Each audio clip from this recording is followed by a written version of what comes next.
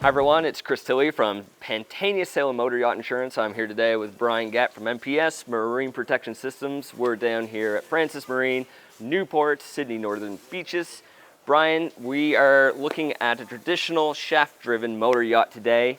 Can you talk us through the important parts on a shaft-drive boat and how to properly maintain them? Okay, so shaft-driven boats, typically majority of your medium to large yachts, they've got great attributes of boating. The engines are typically center mounted. They've got nice big props, good shafts.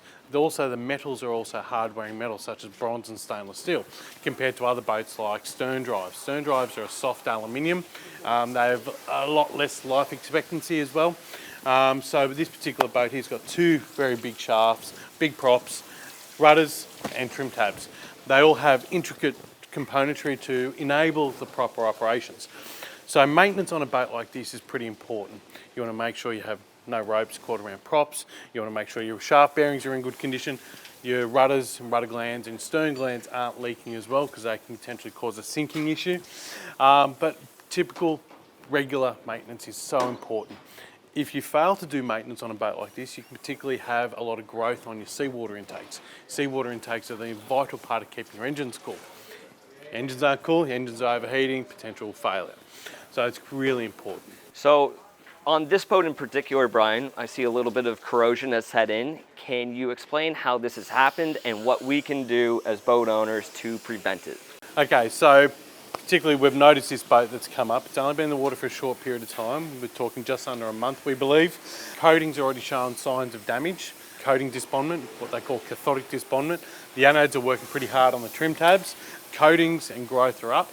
And so on a boat like this, if it hadn't been lifted and maintained at short intervals, it would have been a big problem down the track. So it's always really vital to ensure that you keep an eye on your own boat, or you have a diver swim past, or you have someone like a boat manager keep an eye on all these vital components.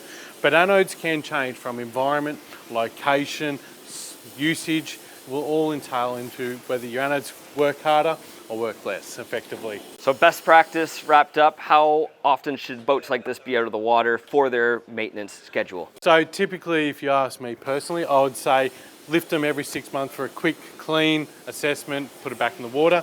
If you've got a diver around, every 2 to 3 months, have a good check around, just clean the hull up, make sure the coatings are intact, the anodes are working.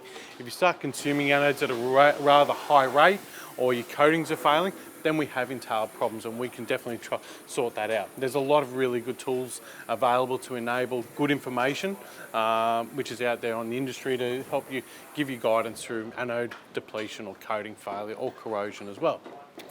Great, thank you very much for walking us through all that, Brian. So maintenance is extremely important for all boats. Yep. Have your boat lifted, inspect it, so you can get back in the water sooner and spend less time out on the hard. Thanks very much. Thanks, guys.